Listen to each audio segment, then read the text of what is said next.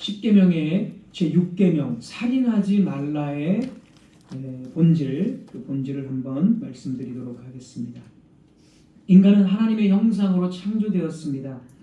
그래서 이 우주에서 사람의 생명과 맞바꿀 수 있는 것은 없고 사람보다 귀한 것, 사람의 생명보다 귀한 것은 없습니다.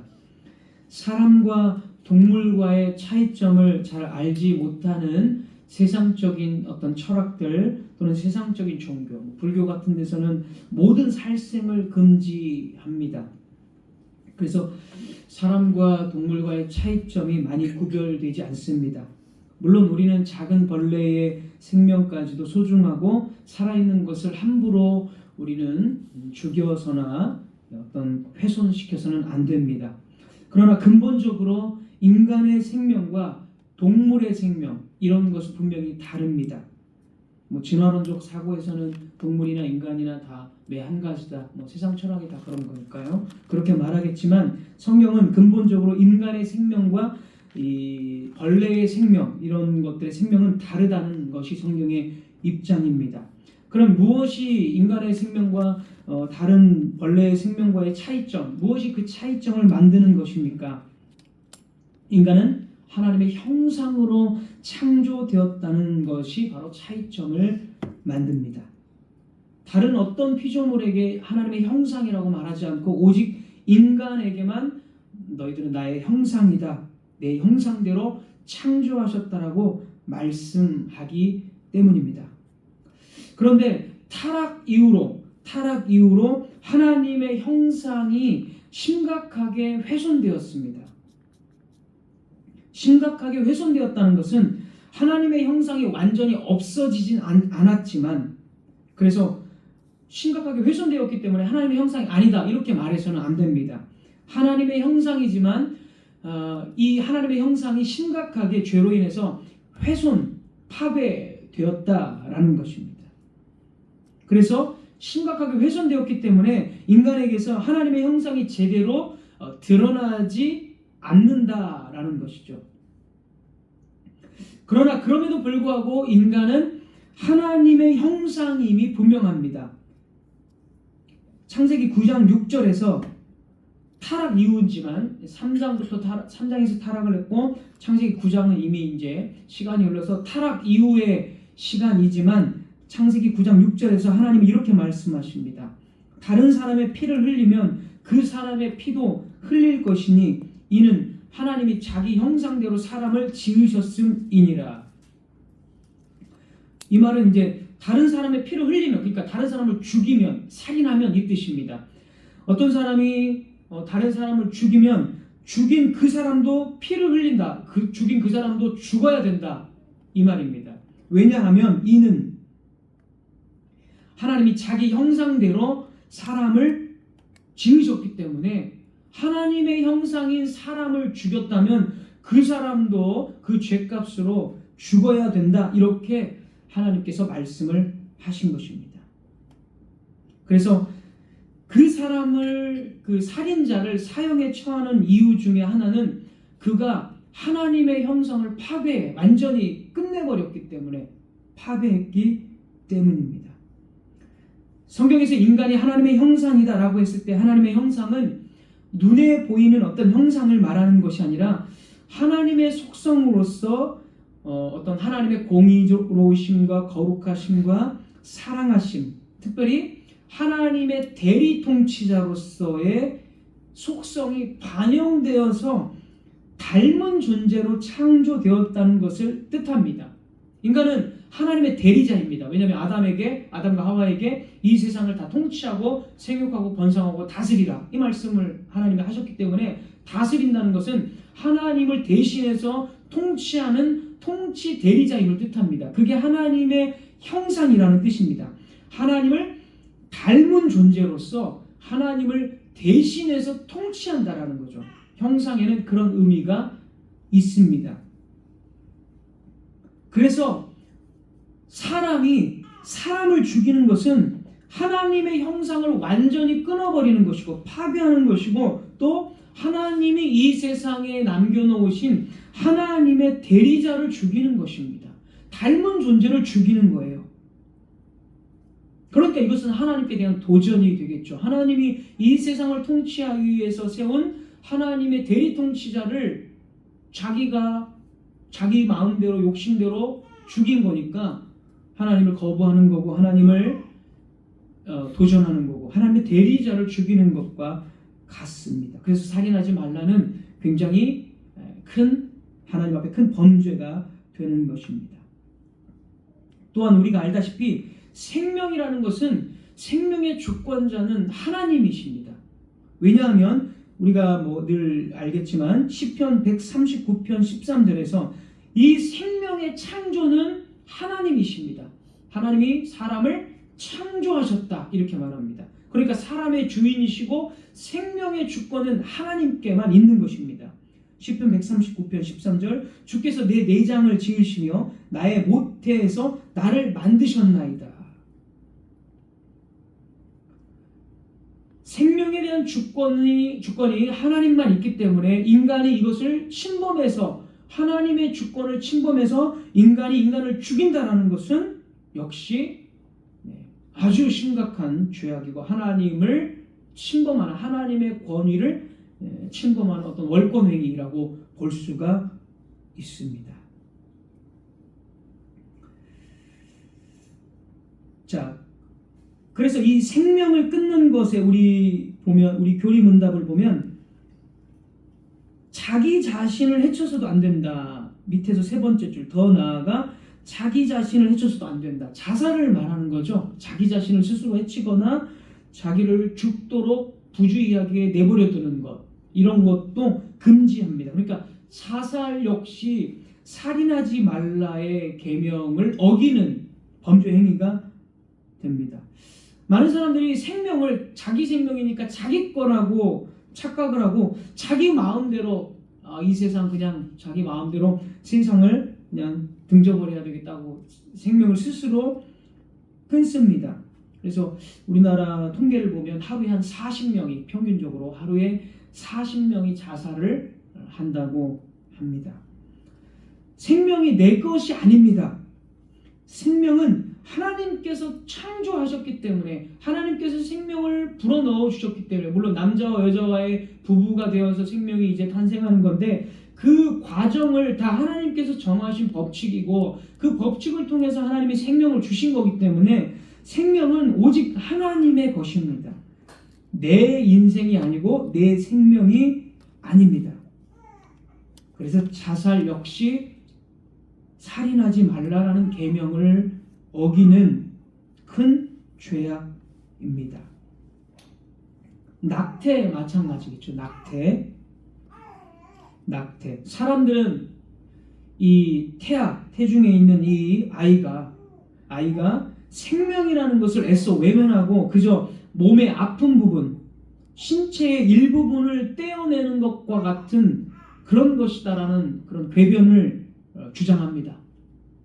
특히 많은 그 유럽의 어떤 선진국에서는 법적으로 이런 것들 낙태를 허용을 합니다. 그 허용하는 이유가 여성이 자기 결정권이 있다는 것입니다. 여성이 아기를 낳고 안 낳고 자기 결정권이 있고 여성의 인권을 존중해야 되기 때문에 태아를 죽일 수 있도록 그 낙태를 할 수 있도록 합법적으로 허락이 되어 있습니다. 우리나라는 아직까지는 다행히 그것을 불법으로 규정하지만 그러나 제가 알기로 통계상 1년에 몇만 명 이상이 낙태로 태아가 죽어간다라고 저는 그 통계를 제가 예전에 몇십만 명인지 정확히 기억이 나지 않지만 죽어가고 있습니다.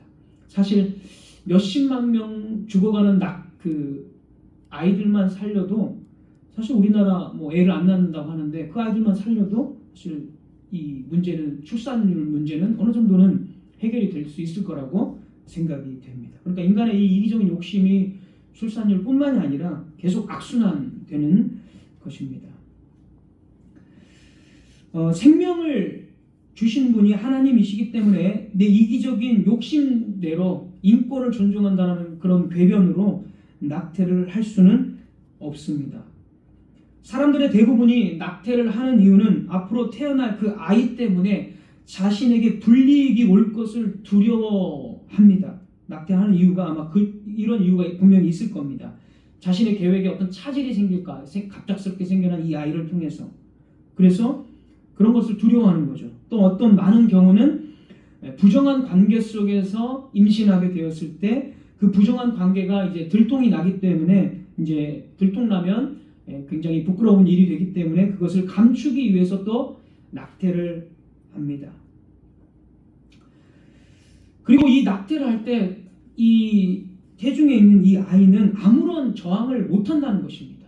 분명히 살아있는 인간, 사실 인간이죠. 인간임에도 불구하고 아무런 결정권이 없습니다. 태아는 너무 어떻게 보면 불쌍하고 불리한, 아무런 저항할 수 있는 힘이 없고 뭐 호소할 수 있는 게 없습니다. 이 태아에게 그냥 그 여성의 결정으로 모든 것이 끝나버리기 때문에 이것은 정말 태아에게도 너무나 이기적인 그런 행동이 됩니다.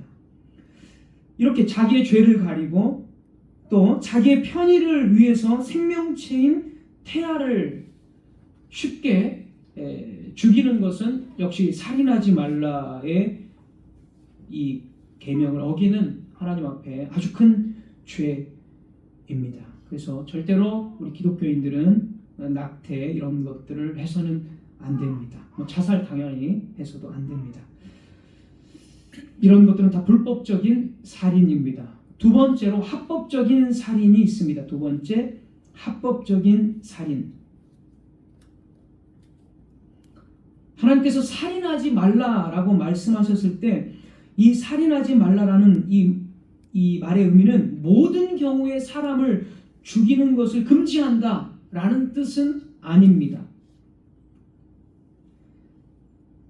살인한다라는 이 말이, 이 단어가 구약 성경에서 이 전쟁의 경우나 사형에 해당되는 경우, 사형을 시킬 경우에는 이 단어가 사용되지 않았습니다. 한 번도. 전부 다 증오심이나 분노, 아주 나쁜 욕망의 마음을 품고 다른 사람을 죽일 때 살인이다라는 이 동사를 썼고, 전쟁이라든지 합법적으로 사형을 집행할 때는 살인이라는 이 단어를 쓰지 않았습니다. 그리고 성경을 보면 합법적인 이 죽음, 합법적인 사형 선고가 있습니다. 하나님께서 심판으로 그 사람을 죽일 때, 또는 하나님께서 명령하신 전쟁에서 하나님께서 다 죽이라고 합법적으로 명령을 했을 때, 이런 경우를 이제 우리는 합법적인 살인이다, 생명을 죽이는 것이다 라고 말을 할 수 있습니다. 예를 들어서 이스라엘 백성들로 하여금 하나님께서는 여리고성의 주민들을 애나 어른이나 할 것 없이, 남녀노소 할 것 없이 다 죽이라, 여리고성 사람들을 다 죽이라 라고 말씀을 하셨습니다. 합법적인 사형이죠. 우리가 봤을 때 이것은 이제 가나안 땅을 차지하는 약속의 말씀도 있지만, 또 여리고성의 입장에서는 여리고성 사람들의 죄악이 엄청나게 극에 달했다라고 말합니다. 그래서 그 엄청난 죄악에 대한 하나님의 심판으로 너희들이 전쟁해야 된다, 이렇게 하나님이 이런 말로 말씀을 하십니다. 그러니까 여기서 여리고성의 학살은, 아주 무자비한 이 여리고성 학살은 그 죄에 대한 하나님의 심판의 차원에서 이스라엘 백성들이 행한 것입니다. 이것이 합법적인 살인입니다. 전쟁 같은 경우죠. 이런 경우. 이스라엘 백성들이 있을 때에 이제 다른 족속들, 아수르라든지 이런 족속들이 쳐들어옵니다. 그러면 군인이 나가서 전쟁을 하게 되고, 그래서 적들을 죽여야 됩니다. 마찬가지로 이런 살인의 경우는 합법적인 살인이 됩니다. 오늘날 북한이 우리를 불법적으로 침략했을 때 군인들은 어떻게 해야 됩니까? 우리 대한민국 국민들의 생명을 보장하기 위해서, 보호하기 위해서 적군과 용감하게 싸워야 되고 적들을 죽여야 됩니다. 왜냐하면 먼저 침범한 그런 죄가 침범을 했기 때문에 군인은 그들을 살인죄에 해당된다고 하면서 나는 그들을 못 죽이겠습니다, 이러면은 대한민국 국민이 일반 민간인이 죽는 것이기 때문에 군인이라면 당연히 나가서 적들을 죽여야 됩니다. 이런 경우는 역시 합법적인 살인으로서 살인죄에 해당이 되지 않습니다. 하나님께서 군인들을, 군대를 이렇게 세우신 것은 국민의 생명을 보호하라고 하나님께서 마련하신 일반 은총의 제도이기 때문에 누군가 불법적으로 침입하거나 전쟁을 어떤 이익을 위해서 전쟁을 일으켰을 때에 군인들은 적군을 죽임으로써 자국민의 생명을 보호해야 합니다. 물론 우리가 불필요하게 민간인을 죽인다든지 요즘의 전쟁은 사실 다 이익 때문에 하는 거죠. 자국의 이익 때문에 이런 이기심이나 욕망 때문에 하는 전쟁을 하나님께서는 분명히 죄 없다고 하지 않으시죠. 당연히 그것은 그런 식의 전쟁은 하나님 앞에 범죄입니다. 그리고 합법적인 사형 선고, 국가의 그 법을 통해서 합법적으로 범죄자에게 내리는 사형 선고, 그때는 이제 사형을 하는 거죠. 그건 역시 살인죄에 해당되지 않습니다. 우리 교리문답 보면은 맨 마지막 밑에서 두 번째 그러므로 살인을 막기 위해서 국가는 또한 칼을 가지고 있습니다. 칼, 어떤 심판의 권한을 가지고 있다. 칼, 그런 의미로 지금 칼이라고 하죠. 로마서 13장 말씀을 인용한 겁니다. 이 교리문답은 어떤 무자비한 범죄자, 정말 인간으로서 할 수 없는 무자비한 그런 범죄자가 있다면 재판을 통해서 그 범죄가 확실한 어떤 증거나 피해자가 이렇게 있다면 그 범죄자를 사형시키는 것, 사형에 합당하다면 사형을 시키는 것이 성경적인 입장입니다. 적법한 절차에 따라서. 그래서 사형 제도가 있는 것은 성경적인 입장입니다. 이제 아까 낙태도 그렇지만 유럽 같은 선진국에서는 사형 제도를 폐지한 그런 국가들이 많습니다. 이유는 또 그겁니다. 그 가해자의 인권이 있다. 인권을 존중해야 된다 하면서 그런 무자비한 범죄자의 인권을 존중해야 되기 때문에 사형을 시킬 수는 없다 하면서 사형을 시키지 않습니다. 우리나라도 몇십 년 전부터 사형 제도는 있지만 우리나라도 사형은 안 시킨다고 지금 현재 들었습니다. 그런 것에 많이 따라가서. 기독교인들 중에서도 그 범죄자라도 사형을 시키면 안 된다. 왜냐하면 그 범죄자도 회개할 기회를 줘야 되지 않겠느냐. 그러니까 회개의 기회를 주기 위해서 그 사람을 사형시키면 안 된다. 이런 식으로 기독교인들조차도 그렇게 말하는 사람들이 있습니다. 회개의 기회는 정말 무자비한 사형을 당할 만한 무자비한 범죄자가 회개할 시간은 그 사형 기간까지가 회개의 기간이지 무슨 그 사람의 인권을 존중한다면서 사형시켜서는 안 된다. 이것은 말이 안 됩니다.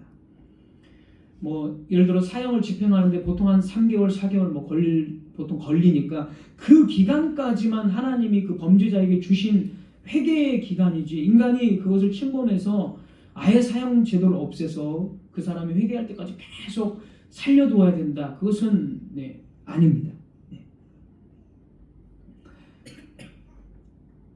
범죄자의 인권이 있다면 이 피해자의 어떤 가족들은 평생을 어떤 한 맺힌 삶과 죽임 어떤 그런 상처와 한 맺힌 삶에서 제대로 된 생활을 하지 못하게 되는데 그런 가해자가 큰 소리치고 살아 있다면 그 피해자의 가족들은 훨씬 더 정말 많은 어떤 상처와 충격 가운데 살고 있기 때문에 가해자의 인권을 운운할 수가 없는 것입니다. 게다가 피해자는 아예 죽어서 이 세상에 볼 수도 없는데 그런 가해자의 인권을 운운한다는 것은 공의가 아닙니다.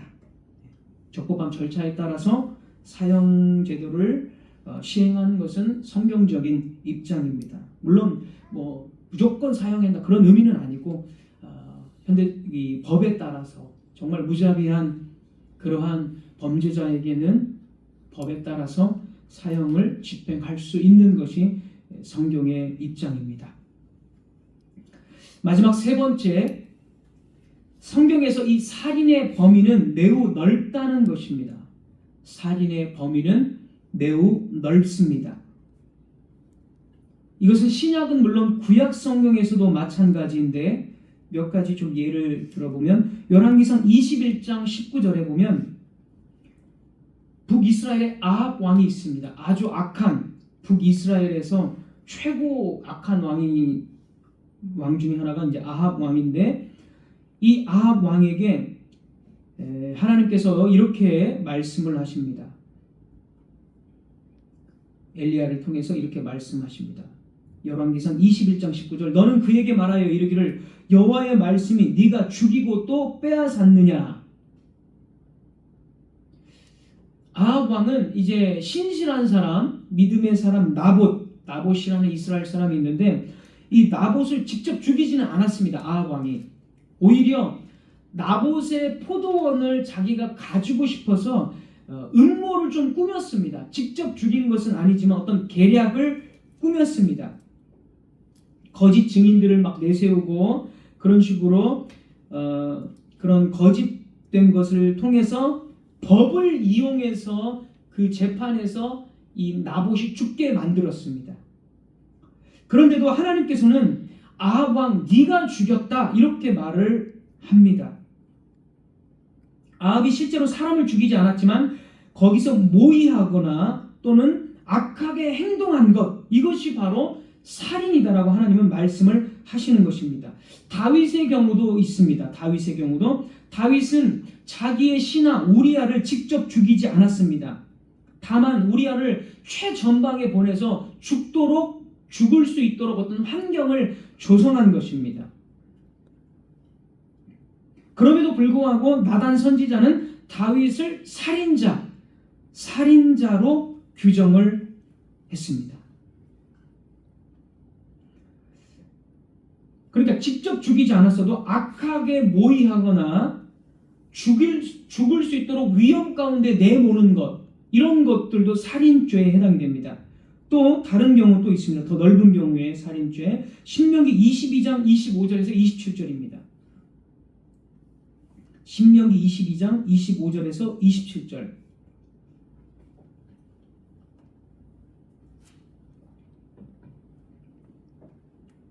제가 읽겠습니다. 25절. 만일 남자가 어떤 약혼한 처녀를 들에서 만나서 강간하였으면 그 강간한 남자만 죽일 것이요. 26절. 처녀에게는 아무것도 행하지 말 것은 처녀에게는 죽일 기회가 없음이라. 이 일은 사람이 일어나 그 이웃을 쳐 죽인 것과 같은 것이다. 자, 어떤 나쁜 남자가 약혼한 처녀를 성적으로 유린했으면 이것은 보십시오. 그 이웃을 쳐 죽인 것과 같은 것이다. 성범죄는 그 여자를 죽인 것과 같은 것이다. 이렇게 말합니다. 27절. 남자가 처녀를 들에서 만난 까닭에 그 약혼한 처녀가 소리 질러도 구원할 자가 없었음이니라. 그러니까 들에서 만나면 들에는 사람들이 없기 때문에, 도시 성읍이면은 소리 지르면 이제 주변에 사람이 있기 때문에 도와줄 수 있지만 들에서는 아무리 소리를 질러도 주변에 사람이 없기 때문에 그 여자를 구해줄 사람이 아무도 없습니다. 그러니까 그렇게 한 그 남자를 죽이라는 겁니다. 왜냐하면 그 여자의 어떤 생명과 같은 그것을 유린했기 때문에, 어떤 그 인격을 말살시켰기 때문에, 성범죄라는 것은 그 인격의 어떤 존엄성을 짓밟는 행위이기 때문에 이웃을 쳐 죽인 것과 같은 것이다. 살인죄와 같다라고 하나님께서는 말씀을 하십니다. 우리가 볼 때 성범죄는 간음하지 말라, 7번째 계명이 간음하지 말라입니다. 간음하지 말라의 계명에 해당되는 것 같지만 하나님은 여기서 살인하지 말라의 계명으로 이렇게 적용을 하십니다. 어떤 인격을 말살하는 행위, 이것도 살인죄에 해당된다고 범위를 넓히신 것입니다. 자, 이런 입장에서 봤을 때 오늘날에 인격적인 살인이라는 게 있죠. 언어 폭력, 어떤 학교에서의 어떤 왕따 같은 것, 그 사람의 어떤 존엄성을 완전히 무시하고 그 어떤 그 명예들을 완전히 깎아내리고 저주의 말을 하고 인격을 모독하는 이 모든 것들도 역시 다 살인죄에 해당이 되는 것입니다. 그래서 어떤 저주나 인격 모독을 했을 때 그 사람이 정말 심한 수치심을 느끼고 큰 상처를 받았다면 이건 역시 이제 살인죄 같은 죄를 저지른 것과 같은 것입니다. 자, 계속해서 넓은 의미의 살인죄 시편 94편 5, 6절입니다. 시편 94편 5, 6절. 시편 94편 5, 6절. 여호와여, 그들이 주의 백성을 짓밟으며 주의 소유를 곤고하게 하며 과부와 나그네를 죽이며 고아들을 살해하며, 이렇게 나오는데요.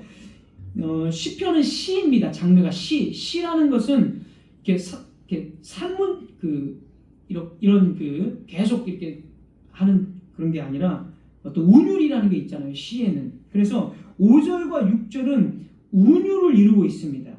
그러니까 주의 백성을 짓밟으며 주의 소유를 곤고하게 하며, 이것과 6절에 과부와 나그네를 죽인다라는 말은 동의적인 뜻입니다. 같은 의미를 이렇게 운율로 한 것입니다. 그러니까 산문체가 아니잖아요. 산문이 아니라 운문체라고 하죠. 시는.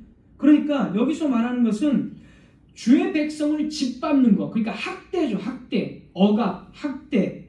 이것은 곧 무엇과 같냐면 과부와 나그네를 죽이는 것과 같은 겁니다. 시의 특성상. 그리고 아까 인격 모독도 살인죄에 해당된다고 제가 말씀드렸기 때문에, 그래서 학대와 핍박, 억압, 빼앗는 것, 이런 것들도 살인죄에 해당이 됩니다. 이렇게 빼앗고 학대하다가 아마 이스라엘 백성들은 결국에는 이제 죽인 것 같아요. 이게 보면 그들이 이제 죽였다고 나오니까 그런 식으로 학대하고 하다가 나중에는 이제 죽였을 겁니다. 그러나 어쨌든 이렇게 계속 삶을 빼앗고 학대하는 것, 압제하는 것 역시 살인죄에 해당된다라고 말씀을 하십니다.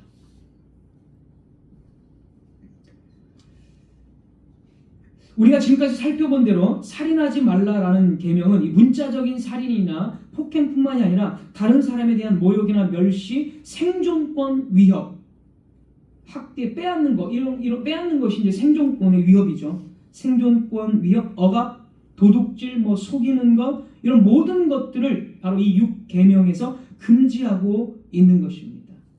그래서 예수님께서도 마태복음 5장 21절, 22절에서 분노로 사람을 대하는 것, 사람을 미워하고 분노로 대하는 것, 다른 사람을 모욕하고 멸시의 말을 하는 것, 이런 모든 언행까지도 다 6계명을 어긴 것이다라고 예수님께서 또 말씀을 해주셨습니다.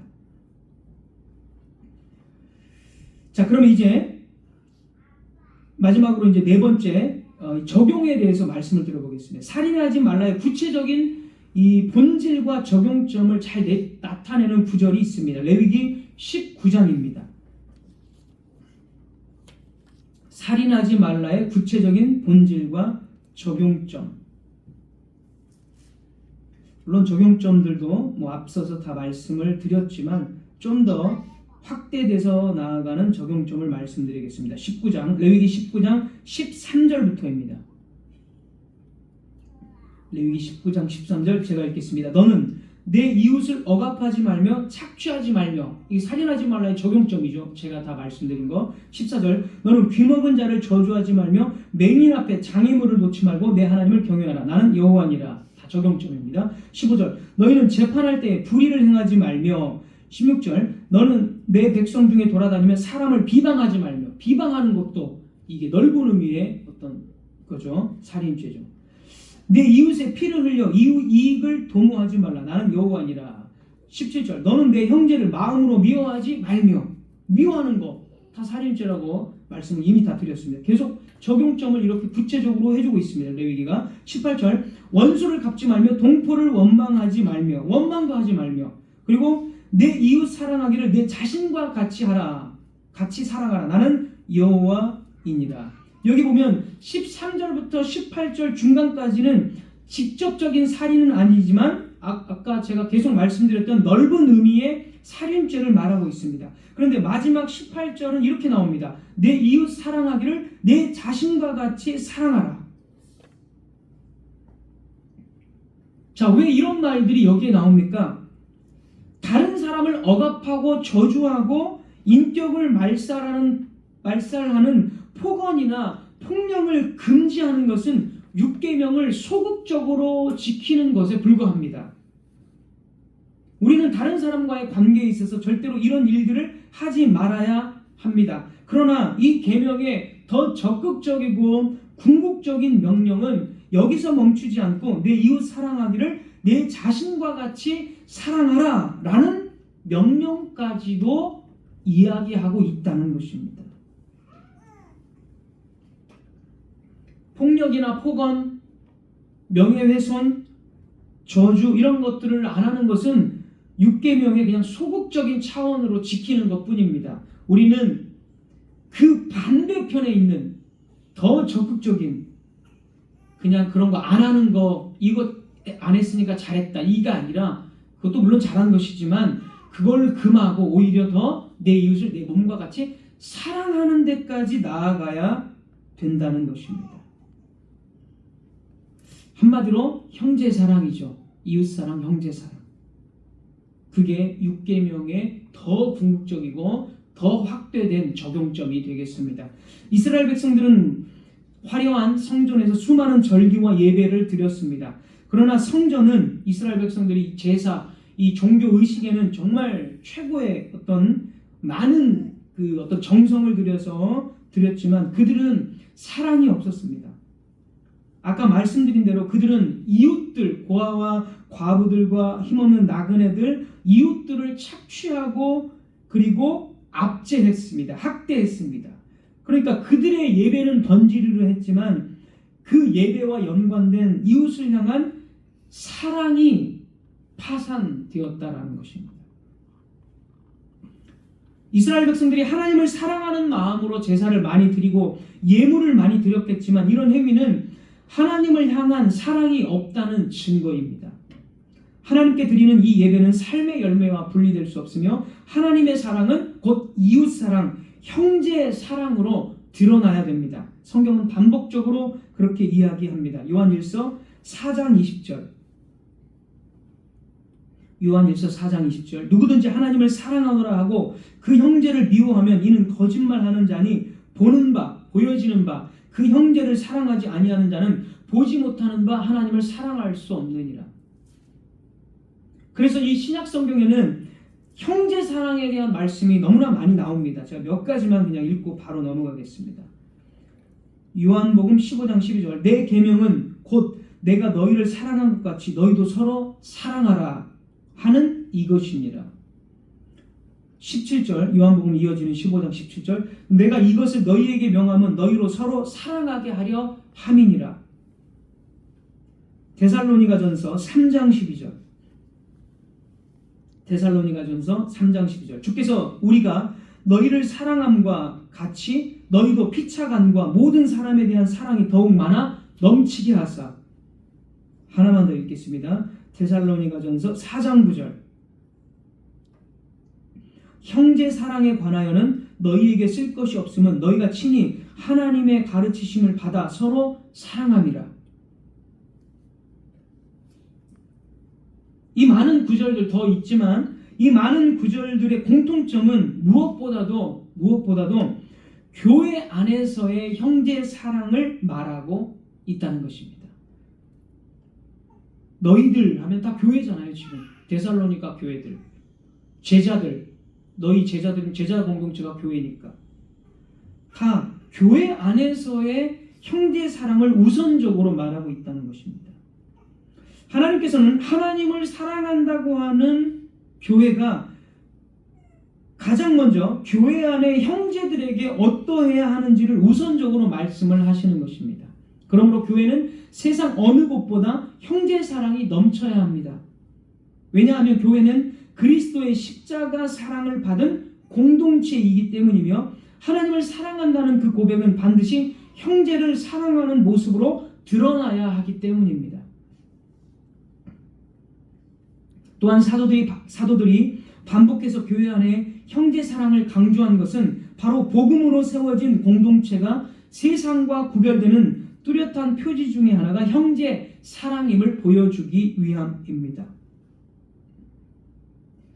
사랑하는 성도 여러분, 우리 공동체는 어떻습니까? 하나님을 사랑한다고 고백하면서도 교회 안의 형제 자매에게 무관심하거나 때로는 마음속으로 미워하고 그 사람과 교제를 분리하는 그런 적은 있지 않습니까? 혹은 공동체 안에서 누군가의 부족함을 비난하기는 쉬우면서도 그를 품어주고 섬기는 데는 소홀하지 않습니까? 죄는 같은 사람과의 관계를 깨뜨렸습니다. 그래서 서로 미워하고 질투하고 분노합니다. 이 죄라는 것 때문에, 죄성 때문에. 하지만 교회는 어떻습니까? 주 예수님께서 그 죄의 문제를 해결해 주셨습니다. 그래서 주 예수님의 그 복음으로 인해서 우리는, 교회는 죄를 극복하고 이긴 공동체입니다. 그러므로 우리는 서로 사랑해야 합니다. 그것이 복음을 바르게 알고 바르게 믿는 사람들입니다. 말씀을 맺겠습니다. 형제 사랑은 단순히 교회를 원만하게 만드는 옵션이 아니라 복음을 바르게 알고 믿는 사람이 되는 열매입니다. 성령님께서 함께 하신다는 증거입니다. 우리가 서로 사랑한다는 것은 곧 우리가 하나님의 사랑을 진실로 알고 있다는 증거입니다. 그러나 우리가 서로 미워하고 분열한다면 아무리 큰 소리로 하나님을 사랑한다고 고백해도 그 고백은 거짓이 되고 맙니다. 그러므로 사랑하는 성도 여러분, 주님께서 우리를 먼저 그리고 끝까지 사랑하신 것처럼 우리도 형제 자매들을 끝까지 사랑합시다. 바로 그 길이 하나님을 사랑하는 길이며 교회를 교회답게 세우는 길입니다. 기도하겠습니다.